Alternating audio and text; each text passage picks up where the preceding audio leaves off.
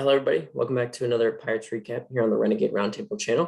This week, Pirates went 3-4 and fell to 29-43. Obviously, did what you needed to do. You took 3 out of 4 with a tough series against Chicago, or a not tough team with Chicago, but it's a divisional team and it's a team that you don't like, and we don't like them, and they don't like us. So it's good to get 3 wins out of there. Obviously, a little bit of a disaster win for that spot start for Eichhoff, but we'll get into that a little bit later. Other than that, 12-1, 7-1, and then 8-7 for the wins. So offense performed well. Then you go into Tampa, you've dropped 3 in a row. We were in all 3 of those games, and the bullpen let us down in different ways each time. It's frustrating, but you know what? We were in Tampa. That's a good team that the Rays have. Yes, they're hurt, but it's still a good team the Rays have. And we were in all of those games. It just leaves you the bad taste in your mouth because we were in there. Obviously, Saturday game, Bednar, blown save. Today's game, or yesterday's game, because you're watching this on Monday, the Sunday game, just bullpen couldn't keep us in it, and then we couldn't get hits, but those were just tough to watch. So transactions this week, recalled O'Neil Cruz and Bly Madris, obviously the big headlining news. Both are playing well. Madris is quietly really good. Now he's coming out proving himself, surprising a lot of people. Cruz is just crazy. We've seen MLB is loving the fact that he's up with their tweets mentioning about him and just everything to do with O'Neil Cruz. We saw that throw, the 96-mile-an-hour throw. We saw his crazy exit velocity hits, like him smiling, diving into third base, which he was safe. It's just been fun having him up finally. It's not what Pirates Twitter is talking about. It's not when are they going to call up O'Neil Cruz. It's, hey, O'Neil Cruz is up. Let's get to work. The moves for that was Pereira went back down to Altoona, which we knew this. It was just a COVID thing. We knew it was going back down. And then Zach Thomas into the 15-day. Hopefully it's not too bad. From what we're kind of hearing, it's that it could be about 3 starts. So like on the good side. So hopefully he's not out too long. Our news, we traded for and then optioned Eric Stout. We got him from the Cubs.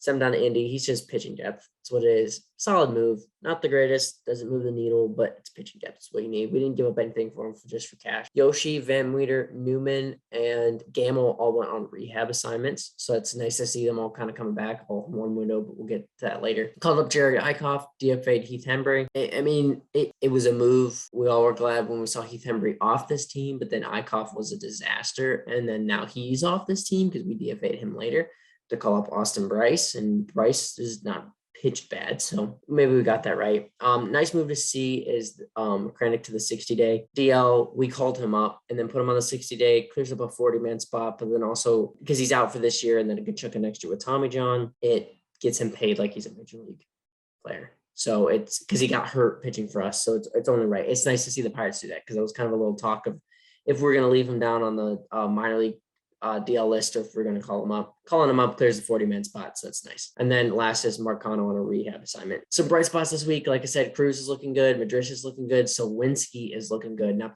12 home runs, leading NL rookies. That's fun to see. Solidify himself as maybe a everyday outfielder with this team for a couple years. Won't be bad. And then Ronzi had 2 outings where we didn't have his greatest stuff, and he still just went out there and pitched well. So it's nice to see when even like Pirates was talking about, even Ronzi on a bad day is still pitching well for this team. And it's nice to see. It's nice to see him developing into this nice future ace really of this ball club. Big thing to kind of talk about is all of these rehab assignments. And one of these guys are coming back up. So we have to bring back up Yoshi, Van Meter, Newman, Gamble, and Marcano. That's 5 players. So how's this going to work? In my mind, Van Meter for Yu Chang, right? It's DFA Yu Chang, bring up Van Meter, put him in his place. I could see Castillo and Mitchell getting out or getting optioned for Marcano and Gamble, but that still leaves Yoshi and Newman. Hoy Park probably for Newman gets optioned down, and then we still have Yoshi. I don't want to see Yoshi back on this team. I want to see Yoshi get DFA'd,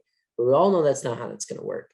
So one of these young guys, whether it be, hopefully it's not Sawinski, but it's probably going to be Bly Madris, and that's frustrating because this team every day should be Hayes at third, Cruz at shortstop, Marcano at second. Even if you want to rotate in Newman, that's cool. Chavis at first, and then your outfield needs to be Sawinski, Reynolds, Gamble, and Bly Madris, those 4 rotating in and out. It's not that hard to ask for, but we saw Ben Cherington came out on Sunday and said that he was going to, like, the best place for some of these AAA players to develop. I don't have the exact quote for you, but the best place for a lot of these AAA players to develop is AAA. And it's just frustrating because we saw the young kids come up, we saw them compete, and now we're going to see them sent back down for development and probably to the trade deadline. I get Gamble coming up. I get Newman coming up because maybe try to build some trade value. Newman, again, great glove, great defensive shortstop, great defensive second baseman, swings a pool noodle. But the Cole Kirby there swings a pool noodle. It'd be nice to see him maybe get moved, maybe build up some value at the deadline. Who knows? It's not that we like Pirates sort of seems to hate him, but I don't. I like Kevin Newman. I like what he's done for this team. Hasn't been the greatest, but he's been one of our veteran people. He's been here a while. I'd like to see him get on and move to a place where he's more valued. Not necessarily we don't value him here, but just because like get him a spot where he can fit in as a bench piece, or maybe like an infield that's hurt, like say the Braves or something like that with Albie. So it'd be interesting to see. I wish the best for Newman, but he's probably going to come back up. Though he has come back up because of his rehab stuff. And he doesn't have any options, obviously. And then Gamble's the other one. The beginning of the year, I was kind of frustrated because I wanted them to extend Gamble and extend Quintana. I want them to still extend Quintana, maybe a 2 or 3 year deal.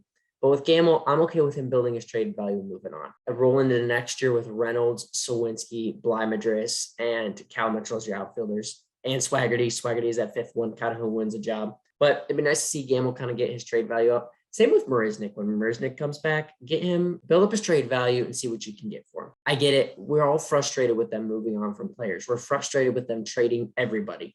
But some of these guys, the young kids are there, and we saw them compete these last couple of weeks. And we saw them fight. They're young. Obviously, we saw them not win those 3 very, very winnable games against Tampa, but they're young. A more veteran team wins those games. Just let these guys be up for a couple of years.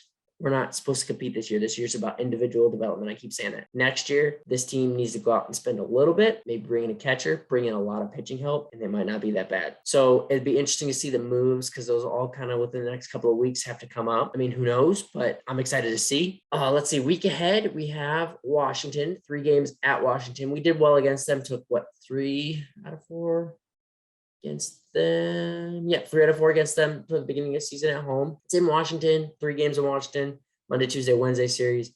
We don't know who gets the Monday start. We're waiting to see who announces it. That's Thompson's spot. So it's going to be a little frustrating to see. Obviously, we don't want Eichhoff coming in because that was a disaster. Then we get Quintana and then Keller. And then we have, with Washington 5th in the NL East, currently 27-48 on a 1-game winning streak. I get it. They're not many games behind us, but this is a total, same with the Cubs, same with the Reds. This is a totally different team that we're on the up and up. This team is trending down. So we're close, but we should win 2 out of 3. If not, you sweep this series 2 out of 3 because I don't know who's pitching Monday. Hopefully for a good outing from Quintana and a good outing from Keller. Leading into the Milwaukee series, first in the NL Central, currently 42-33 on a 2-game win streak. That's going to be the tough game or the tough series, 4-game series, Thursday, Friday, Saturday, Sunday. We need to have some wins against these divisional teams. I've been saying that for a while now. You got to beat the teams in your division if you want to try to climb up, because if you're going to be competitive and 23, 24, 25, 26, you got to win the games against teams in your division. Cincinnati's trending down. Chicago's trending down. Milwaukee and St. Louis especially, but then Milwaukee seems to be hanging around too. Those 2 teams are competitive everywhere. You have to find ways to beat them. You have to find ways to get these NL Central wins. So with those games, we get Brubaker, Contreras, that Thompson spot again, and then Quintana. Those guys have been pitching well. They might not have, Brubaker especially might not have the stats to show it, but those 4 with Quintana, Keller, Brubaker, Contreras have been a semi-respectable starters. It's kind of flipped from the beginning of the season when it was the bullpen that was strong and the starters have kind of let us down. Obviously, it's because the bullpen has some injuries and they're getting a lot of usage. We can't keep throwing Bednar out there every night. You can't turn his arm to mush or else he's going to blow saves. We saw it happen with that game on Saturday. I'd like to see 2 out of 3 with Washington. With guys coming up, realistically, it's going to be 1 out of 4 against Milwaukee. So I kind of expect the same record this week as I did last week. I expect the same record this week as we did get last week. Obviously, last week I predicted we'd get one of the Tampa games, and they were all within reach. But who knows? Team might shock us. Might sweep Washington, get 2 out of 2 with Milwaukee. So kind of best case scenario, 5-2 this week. Worst case scenario, 3-4. So be exciting to see. Obviously, catch you guys next week. Tune in this Thursday, Renegade Roundtable channel. And if you haven't checked out the giveaway, obviously check out the giveaway. Vote Pirates to the All-Star game. Some of our guys like Hayes, Reynolds, Sawinski, some of our guys deserve it. Bednar, let's get them there. So have a good week, guys. Stay safe. Let's go Bucks.